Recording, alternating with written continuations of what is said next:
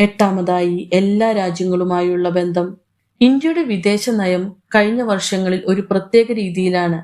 അതിനെ multi alignment എന്ന് വിളിക്കുന്നു. അമേരിക്കയുമായി ട്രേഡ് ഡീൽസ് നടത്തുമ്പോൾ തന്നെ റഷ്യയുമായി ഓയിൽ ട്രേഡ് ചെയ്യാൻ സാധിക്കുന്നു. ഇസ്രായേലുമായി പരസ്യ ചങ്ങാത്തം സ്ഥാപിക്കുമ്പോൾ തന്നെ ഇറാൻ, സൗദി അറേബ്യ, UAE തുടങ്ങിയ അറബ് രാജ്യങ്ങളുമായും ശക്തമായ ബന്ധം നിലനിർത്താൻ സാധിക്കുന്നു. റഷ്യയും ഉക്രൈനുമായി ഒരേ സമയം സൗഹൃദം നിലനിർത്തുന്നു. അതുപോലെ അമേരിക്കയുടെ സമ്മർദ്ദത്തിന് വഴങ്ങാതെ ചൈനയുമായും മറ്റു യൂറോപ്യൻ രാജ്യങ്ങളുമായുമെല്ലാം കരാറിൽ ഒപ്പിടുന്നു. ഇത് ഇന്ത്യയുടെ സാമ്പത്തിക രംഗത്ത് വളരെ വലിയ കുതിച്ചുചാട്ടത്തിന് സഹായകമാകുന്നു. എല്ലാവരുമായും ഒരേ സമയം ബന്ധം നിലനിർത്തുന്ന ബാലൻസ്ഡ് ഡിപ്ലോമസി. ഇത് പലപ്പോഴും മോദി സർക്കാരിന്റെ മാത്രം നയതന്ത്ര വിജയമായി കണക്കാക്കപ്പെടുന്നു.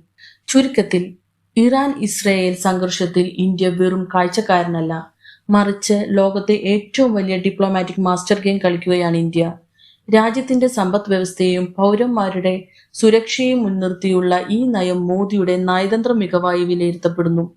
രാജ്യത്തിന്റെ താൽപര്യങ്ങൾ സംരക്ഷിക്കുന്നതിനും ആഗോളതലത്തിൽ വിശ്വാസ്യത വർദ്ധിപ്പിക്കുന്നതിനുമായുള്ള ഒരു തന്ത്രപരമായ നീക്കമാണിത്. ഈ നിലപാട് ഇന്ത്യക്ക് സാമ്പത്തികമായും നയതന്ത്രപരമായും വലിയ നേട്ടങ്ങൾ സമ്മാനിക്കുന്നു.